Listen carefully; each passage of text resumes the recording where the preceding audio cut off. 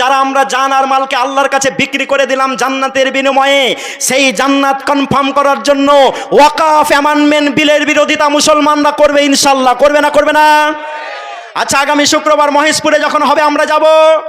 কলকাতাতে কেউ যদি ডাকে যাব, দিল্লিতে কেউ যদি ডাকে যাব এবং শেষ পর্যন্ত এই কথাটা আমরা বলবো, মুসলমানরা এনআরসি নিয়ে রাস্তায় নামেনি, এনপিআর নিয়ে প্রতিবাদ করেনি, কি বলে যে আপনার ডিটেনশন ক্যাম্প নিয়ে এরা প্রতিবাদ করেনি, কিন্তু আল্লাহর ঘরে যখন তোমরা হাত দিয়েছো তখন শুনে নাও, মুসলমানরা মাথায় কাফন বেঁধে নেমে যাবে, আর মুসলমানরা কাউকে ভয় করবে না। নারে তাকবীর।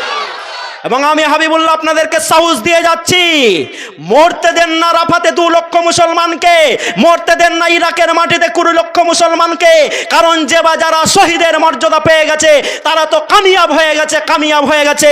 সাহাবা কেরামদেরকে বলতে শুনেছি আল্লাহ রসুলের কাছে দোয়া পাওয়ার জন্য যে আজকের যুদ্ধটাই যেন আমার জন্য শেষ যুদ্ধ হয়ে যায়। ওরে ওরে, উহুদের প্রান্তে যদি বিশ্বনবী মুহাম্মদ রাসূলুল্লাহ সাল্লাল্লাহু আলাইহি সাল্লামের চাচাকে আল্লাহ রসুল খুঁজেন আর বলেন, ওগো আমার চাচা আমির হামজা কোথায়, আমার চাচা আমির হামজা কোথায়? আমির হামজাকে যখন খুঁজে খুঁজে পাওয়া গেছে, আমির হামজার দিকে যখন বিশ্বনবী মুহাম্মদ রাসূলুল্লাহ সাল্লাল্লাহু আলাইহি সাল্লাম দেখছেন আর কান্না করছেন, আকাশ বাতাস ভারী হয়ে গেছে, হওয়ার পর আমির হামজাকে দেখছেন আল্লাহ রসুল, ওরে যেই চাচা আবু জেহেল আমাকে একদিন মেরেছিল, মারার পর বলেছিল মুহাম্মদ কে মেরেছে তোমাকে বলো, আমি বলেছিলাম আবু জেহেল, সঙ্গে সঙ্গে আমার কাকা গিয়ে আবু জেহেলকে পিটে দিয়ে বলেছিল মুহাম্মদ খুশি হয়ে যাও, আমি আবু জেহেলকে আজকে আঘাত করলাম। আমি মুহাম্মদ বলেছিলাম কাকা গো, ওকে পিটার থেকে যদি আপনি আশহাদু আল্লা ইলাহা ইল্লাল্লাহ ওয়া আশহাদু আন্না মুহাম্মদ রাসূলুল্লাহ পড়ে যেতেন আমি খুশি হয়ে যেতাম। কাকা সঙ্গে সঙ্গে আশহাদু আল্লা ইলাহা ইল্লাল্লাহ ওয়া আশহাদু আন্না মুহাম্মদ রাসূলুল্লাহ পড়ে গেছিলেন। সেই কাকাকে উহুদের যুদ্ধে বিশ্বনবী মুহাম্মদ রাসূলুল্লাহ সাল্লাল্লাহু আলাইহি সাল্লাম যখন দেখছেন, চোখের পানি আর থেমে রাখতে পারছেন না, দাঁড়িয়ে থাকতে পারছেন না, স্থির থাকতে পারছেন না। কেন পারছেন না?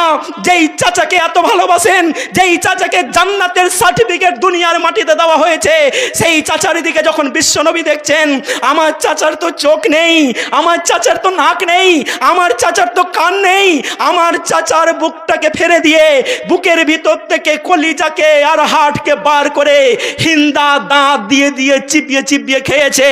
সেই চাচাকে যখন বিশ্বনবী মাটি দেওয়ার জন্য বলেন, আমার চাচাকে মাটি দিয়ে দাও, যেই চাদর দিয়ে মাটি দিচ্ছেন, পা ঢাকলে মাথা উদাম হয়ে যায়, আর পা ঢাকলে মাথা উদাম হয়ে যায়, মাথা ঢাকলে পা উদাম হয়ে যায়। বুখারীর হাদিস এসেছে, আল্লাহ রসুল বলছেন ইদখির ঘাস কাটো আর আমার চাচার পায়ের দিকটাকে ঢেকে নাও। আমি গাজীনগরের মানুষকে বলতে এসেছি, যদি আমির হামজাকে নাক কান কাটা বুকটাকে চিরে দিয়ে কলিজার হৃৎপিণ্ডকে হিন্দাকে খাইয়ে দিয়ে জান্নাত কনফার্ম করতে হয়, তো আমাদেরকে ওয়াকাফ সংশোধনী বিলের নামে প্রতিবাদ করতে হবে না হবে না? কি বলেন আপনারা, হবে না হবে না? তো নবীর চাচাকে যদি এই এত বড় পরীক্ষা দিতে হয়, তাহলে আমাদেরকে পরীক্ষা লাগবে না? লাগবে না? আচ্ছা, যেই ছেলেটা 1-এ পড়ে তার কোশ্চেন করা হয়